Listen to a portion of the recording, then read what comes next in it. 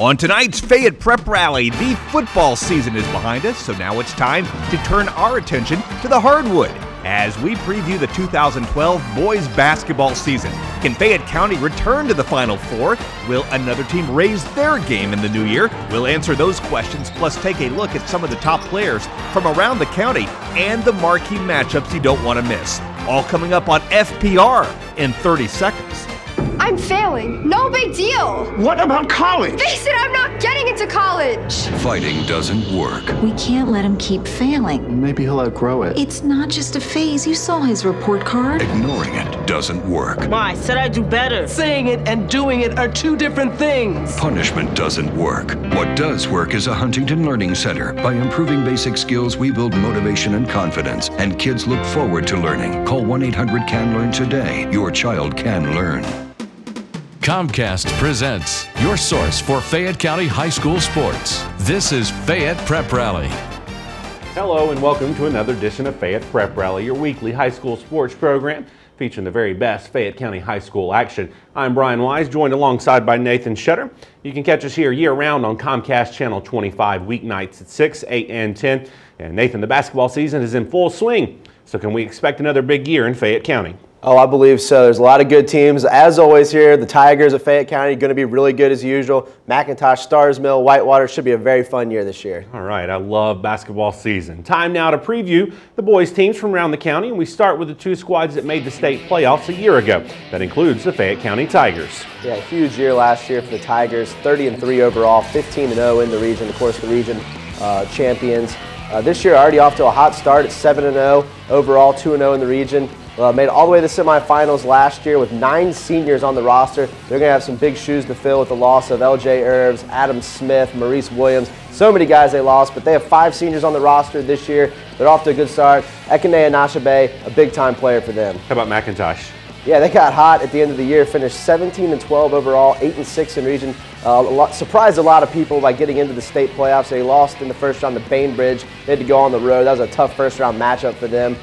This year they've started off a little slow, losing 6 of their first 7, including an 0-2 region start. They won 7 straight games last year to end the season, so they got hot at the end of the season. Replacing Alex Anderson has been tough for them so far. 5 seniors and 10 juniors on the roster. All right. Now, the Chiefs were a little bit of a surprise last year. Can you see them making it back to the playoffs? I think it's going to be tough, especially with the way they've started. You know, losing 6 of their first 7 games. They have to replace a lot of players. Daniel Brachet, Alex Anderson off last year's squad. But hey, they started off a little slow last year. There was not a lot expected of them. Then they got hot down the stretch when it counted. Heading into the state playoffs, we're able to get in. So there's no reason to think they can't do it this year. There's plenty of basketball to be played. Only 2 region games into it. So they can do it, but they got to get it going here. Okay, now let's get over to Fayette County. Can they make another run like they did in 2011? Well, losing 9 seniors and the caliber of seniors that they lost with Adam Smith, just a prolific scorer, you would think they'd be in a lot of trouble, but I don't think they're going to be that bad. I think they're the region favorites again this year. Ekene Anashabe, a big-time center underneath. He's committed to Old Dominion. He's a big-time player. Brandon Grant at point guard. I think this is going to be a solid team. They're going to get better and better as the season goes along. And, hey, they're already 7-0 on the season, so they're off to a pretty good start. Yeah, I'd say that counts as a good start.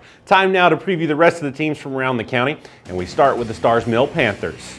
Stars Mill finished 17-7 overall last year, 8-4 in region, very good region record. Unfortunately, lost to Union Grove in the region tournament. 1 win away from the state tournament berth, so close. That was a school record with 17 wins last year, trying to build off of that. Getting off to a little bit of a tough start this year, 2-5 overall, 0-3 in the region. That's the bad one. You got to win your region games, and kind of a slow start for Stars Mill. Hopefully, though, they can turn it around, get things righted as we head into 2012 and get into the state tournament. Now, how about Whitewater? Yeah, they had a tough year last year, 4-18 overall, 4-8 in the region. They're already off to a 4-2 start this year, and the important number, 2-0 in region play. This is Coach Jason Barnes' second year at Whitewater. They have 8 underclassmen on this year's team, but they have impact players like Philip Kofer and seniors John Mark Rhodes and Tommy Chalkley. A good foundation in place, and I think this is going to be a team to reckon with in Region 3 this year. All right, how about the Patriots? Yeah, Sandy Creek, not a good season for them last year, 8-16 overall, 6-10 in Region 4 AAA. They lost to Stockbridge in the region tournament to be eliminated from state playoff contention.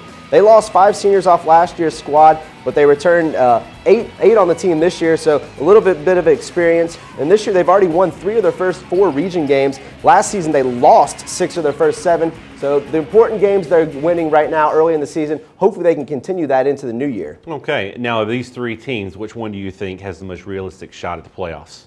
I really like all of them, to be honest. I think they all have a legitimate shot, once we get into region play, but I really like Whitewater. Philip Kofer, only a sophomore, but he has been dominant so far in the paint, a big-time player for them. They have a lot of experience with John Mark Rose and Tommy Chalkley and other players that are seniors, but, they've been around, they've been playing, past couple years, so I really like their chances. And Sandy Creek, they're off to a very good start in AAA. I really like their chances of getting in the state playoffs there. Okay, now there's a couple of private schools in the area. What can we expect from them this season? Really excited about both of them, Our Lady of Mercy and Landmark Christian. Both of them off to a great start this year. They will also be competing for a region title since they are in the same region. Landmark already a big win over Northview, which a lot of people think they will be a definite playoff team in 5A. So a big win for them. There will be a lot of inter-county meetings between Landmark and Our Lady of Mercy playing Whitewater and McIntosh. So it should be a lot of fun watching those schools play this year. All right, look forward to that. Now we've talked about the team, so it's time now to spotlight some of the individual players that will be hitting the hard court this season, beginning with Ekene Anachibe from Fayette County. Yeah, Ekene, a big-time player. He'll have a much bigger role on Fayette County this season. He's averaging 13.7 points per game, 9.6 rebounds per game, and 6.9 block shots per game. That's a defensive force you like to have in the paint. He's committed to Old Dominion. I think he's really going to turn into a leader for this team this year. He's kind of been a role player the past 2 years, but he has really filled out. He's a big guy, and he's a big-time player. And Philip Kofer. Yeah, only a sophomore. 12 points per game, 9 rebounds per game last season. He's already had some big-time games this year, a 40-plus point game, a couple double-doubles, like big-time scoring. 6'7" center. I think he might be actually a little bit bigger than that this year. He's ranked top 50 nationally in the class of 2014. So ways to go for a college decision, but definitely a college player. Nathan Bates. He was a big-time player for Starsmill last year. They're going to need him to be good again this year if they're going to make the state playoffs. 14 points per game, 7 rebounds per game from the guard position. But he's a tall kid. He's about 6'6", and he can go inside. He can get rebounds, but he also can shoot it from outside. He's deadly from three-point range, a good stroke for a big guy.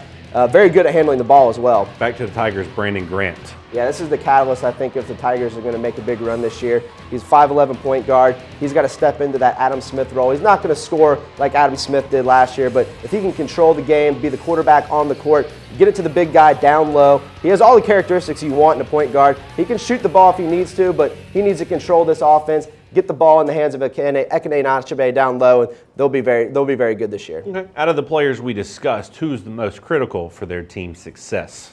I think Ekene Anachibe. I mean, he's the big guy. He's been around a couple years. He's stepping into the big-time role as a senior. Not only does he do it on the offensive end, put up big numbers, but he does it on the defensive end. Almost 7 blocks per game here early in the season, and the rebounding is so crucial in high school basketball, and he's one of the best around the county. So I think if Fayette County is going to be successful and get back to the Final Four, they're going to need a big play out of him. Okay, look forward to that. There are a ton of marquee matchups on the schedule this season, so let's preview some of the games that you won't want to miss. Starting with Sandy Creek traveling to Fayette County.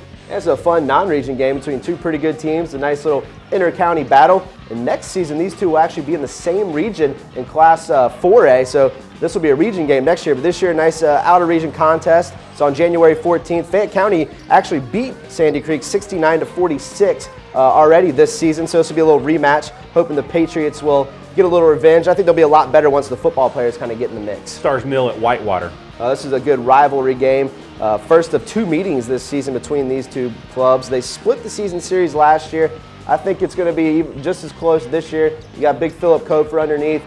Nathan Bates. Should be a good matchup, some good players, and 2 good teams. I think this will be crucial when it comes to sub-region seeding for the region tournament. Landmark Christian at McIntosh. This is one of those non-region tilts. Landmark Christian off to a very good start. Already knocked off Northview, a 5A team that's expected to be a state playoff contender. Traveling to McIntosh. This is not going to affect any region schedule, but I think it'll be a good test for each team to kind of see where they stand as you get towards that region playoff. And then Whitewater at Fayette County. This is going to be a good one. You got Philip Kofer going against Ekene Anachibe, the 2 big guys. Fayette swept the series last season by a pretty big margin, not very close. But this will be a good test to see kind of where the Wildcats are in region play. Are they going to be a contender? You know, even if they lose, it's not that big of a deal, but it's kind of just see where you are when you stack up as one of the best in the state of Georgia. Okay. Fayette County, Sandy Creek, interesting matchup. But what are your thoughts on non-region games during the region slate?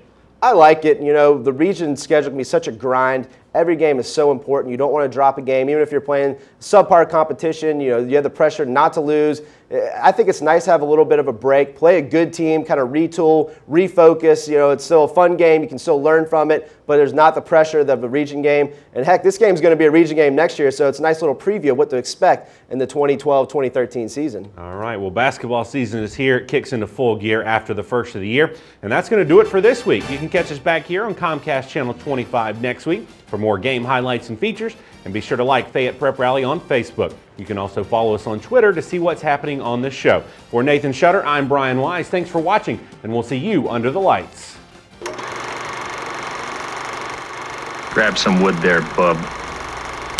I'm failing. No big deal. What about college? Face it, I'm not getting into college. Fighting doesn't work. We can't let him keep failing. Maybe he'll outgrow it. It's not just a phase. You saw his report card. Ignoring it doesn't work. Ma, I said I'd do better. Saying it and doing it are two different things. Punishment doesn't work. What does work is a Huntington Learning Center. By improving basic skills, we build motivation and confidence, and kids look forward to learning. Call 1-800-CAN-LEARN today. Your child can learn.